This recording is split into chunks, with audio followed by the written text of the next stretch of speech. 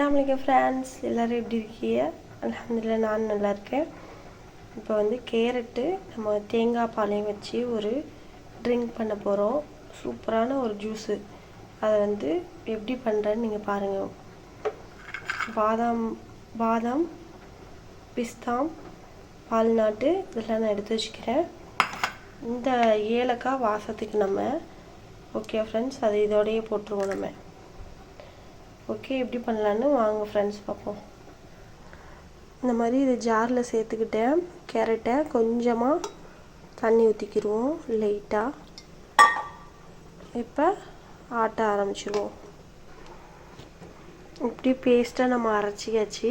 இதை நம்ம வடிகட்டி எடுத்துக்கலாம் ஃப்ரெண்ட்ஸ். இந்த மாதிரி நல்லா வடிகட்டி எடுத்துக்கிட்டா இப்போ இதை வந்து நம்ம மிக்ஸி ஜாரில் போட்டு இதை நம்ம ஆட்டிடுவோம்.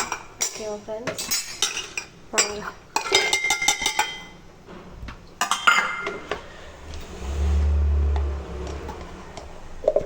இப்போ இதை ஃபைனாக ஃப்ரெண்ட்ஸ் இந்த மாதிரி அரைச்சிக்கிட்டா போதும் ஃப்ரெண்ட்ஸ். இந்த மாதிரி வந்து பிள்ளைகளுக்கு கொடுத்தா வாயில் கொஞ்சம் அரைப்படும்.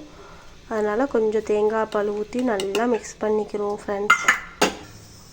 இந்த மாதிரி ஃபைன் பண்ணிடுங்க ஃப்ரெண்ட்ஸ். ஓகேவா ஃப்ரெண்ட்ஸ், எடுத்து வச்ச கேரட் ஜூஸு, தேங்காய் பால், ஜப்சா விதை, ஓகேவா, அதை ஊற வச்சியாச்சு. இது வந்து நம்ம அரைச்சி வச்சுருந்த பேஸ்ட்டு. இது எல்லாத்தையும் மிக்ஸ் பண்ணிடுவோம்.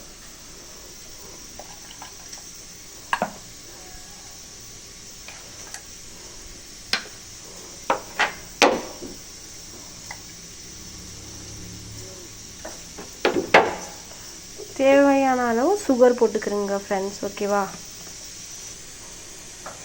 நம்ம இந்த இதையும் ஜெல்லியும் சேர்த்துக்கலாம். பாதாம் பிசன் ஜெல்லியும் நம்ம சேர்த்துக்கலாம் ஃப்ரெண்ட்ஸ். நல்லா கலந்துட்டு நம்மளுக்கு தேவையான சர்க்கரையை போட்டு சேவ் பண்ணிடலாம். சூப்பராக இருக்குது ஃப்ரெண்ட்ஸ், ட்ரை பண்ணி பாருங்கள் ஃப்ரெண்ட்ஸ். நான் சீனி கொஞ்சம் நான் கலந்துருக்கேன். நீங்கள் உங்கள் தேவைக்கு தக்கன நீங்கள் சீனி கலந்துக்கிறங்க. சூப்பராக டேஸ்ட்டாக இருக்கும். இதில் ஐஸில் வச்சு குடிங்க, அதை விட டேஸ்ட்டாக இருக்கும்.